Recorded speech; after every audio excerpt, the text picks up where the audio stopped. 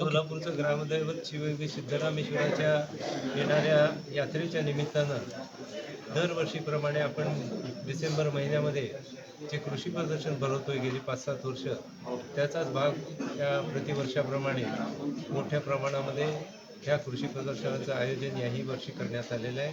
दिनांक 25 रोजी या कृषी प्रदर्शनाचं उद्घाटन होऊन 30 तारखेपर्यंत हे प्रदर्शन होम मैदानावरती चालणार आहे.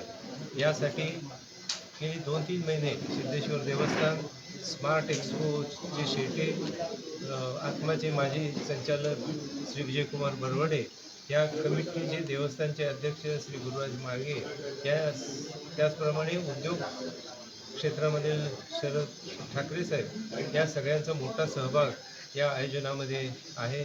सर्व विश्वस्तांच्या पाठिंब्यानं पद्धतीनं ह्या कृषी प्रदर्शनाचं आपण प्रतिवर्षाप्रमाणे या ठिकाणी आयोजन केलेलं आहे.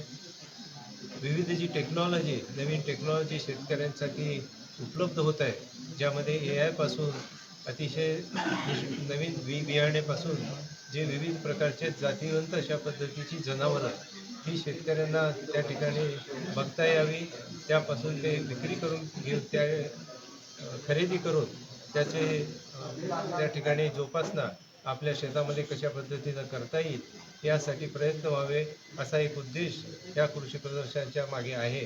आणि म्हणून या निमित्तानं सोलापूर, उस्मानाबाद, लातूर, त्याचप्रमाणे कर्नाटकातील विजापूर, गुलबर्गा, बिदर या जिल्ह्यामध्ये दरवर्षी मोठ्या प्रमाणामध्ये शेतकरी या कृषी प्रदर्शनाला भेट देत असतात.